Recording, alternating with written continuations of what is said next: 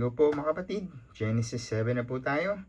So after nung plano sa ark sa chapter 6, dito na talaga nangyari ang baha. Judgment dumating, pero protection din para kay Noah at family. Ay nandun, grabe yung intensity pero may malaking lesson sa obedience at God's faithfulness.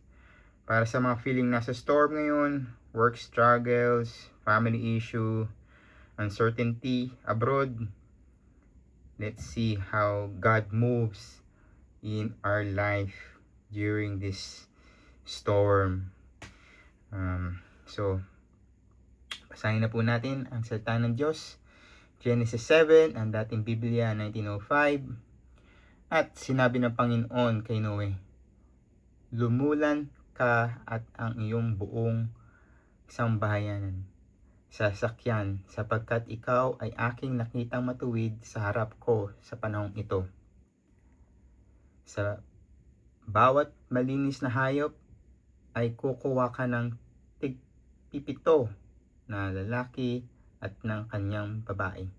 At sa mga hayop na hindi malinis ay 2 ng lalaki at ng kanyang babae. Gayon din naman sa mga ibon sa impapawid, tig-pipito na lalaki at ng babae, upang ingatang binhing buhay sa ibabaw ng buong lupa. Sapagkat 7 araw pa at pauulanan ko na ang ibabaw ng lupa at 40 araw at 40 gabi, at aking lilipulin ang lahat ng may buhay na aking nilikha sa balat ng lupa. At ginawa ni Noe ayon sa lahat ng inutos ng kanyang Panginoon, at may 600 taon si Noe nang ang baha ng tubig ay dumagsa sa ibabaw ng lupa. At lumulan sa sakyan si Noe at ang kanyang mga anak at ang kanyang asawa at ang mga asawa ng kanyang mga anak dahil sa tubig ng baha. Sa mga hayop na malilinis at sa mga hayop na hindi malinis, at sa mga ibon at sa bawat umusad sa ibabaw ng lupa, at dalawang dumating kay Noe sa sakyan na lalaki at babae ayon sa inutos ng Diyos kay Noe. At nangyari na pagkaraan ng 7 araw na ang tubig ng baha ay umaapaw sa ibabaw ng lupa, sa ika-6 na araang taon ng buhay ni Noe ng ikalawang buwan, sa ika-17 araw ng buwan ng araw ding yun ay na nagsira ang lahat ng bukal ng lubhang kalaliman at ng mga durungawan ng langit ay nabuksan. At ulan sa ibabaw ng lupa ng 40 araw at 40 gabi. Ng araw ding yun ay lumulan sa sasakyan si Noe at si Sem at si Sham at si Japet na mga anak ni Noe, at ang asawa ni Noe at ng 3 asawa ng kanyang mga anak na kasama nila. Sila at ang bawat hayop gubat ayon sa kanilang uri, at lahat ng hayop na maamo ayon sa kanilang uri, at bawat umusad sa ibabaw ng lupa ayon sa kanilang uri, at bawat ibon ayon sa kanilang uri, lahat ng sari-sari ibon.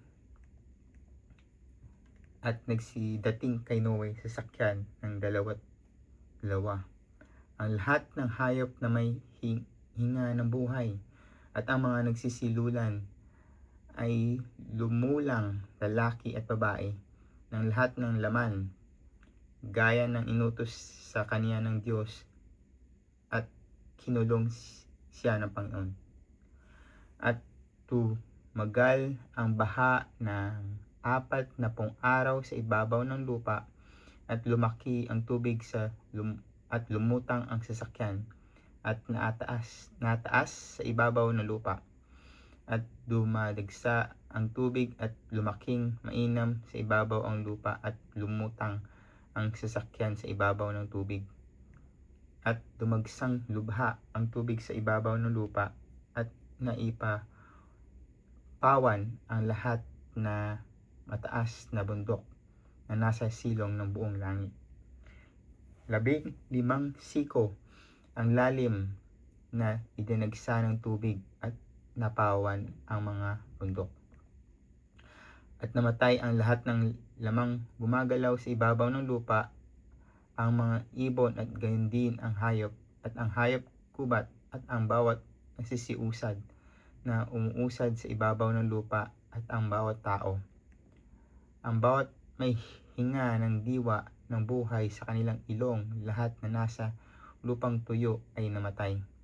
At nilipol ang bawat may buhay na nasa ibabaw ng lupa, at tao at may gayon din ang hayop, at ang mga umuusad at ang mga ibon na sa himpapawid, at sila'y nalipol sa lupa, at ang natira lamang ay si Noe at ang mga kasama niya sa sasakyan. At tumagal ang tubig sa ibabaw ng lupa ng 150 araw. Grabe. Ang description ng tubig na taas at lahat nalipol, pero tingnan natin na maayos. Una, obedience ni Noe. Exact na sinunod niya ang lahat ng inutos kahit mukhang imposible. Build ark, gather animals, enter on time. Verse 5, at ginawa ni Noe ayon sa lahat ng inutos. Simple pero powerful. Sa buhay natin minsan ang instruction ng Diyos ay hindi madali. Magtiis sa trabaho, magpatawad, maghintay, pero kapag sinunod natin, protection niya sumusunod. Tapos, God's timing, 7 araw na lang after warning, then flood, pero kinulong niya ang pinto, or sinara niya ang pinto, meaning, siya ang nagsisil ng kaligtasan. Hindi tayo ang may control. Siya. At kahit waters rose cubits above mountains, grabe, total coverage. Si Noe at family safe sa loob ng ark. Parang picture yan ng salvation natin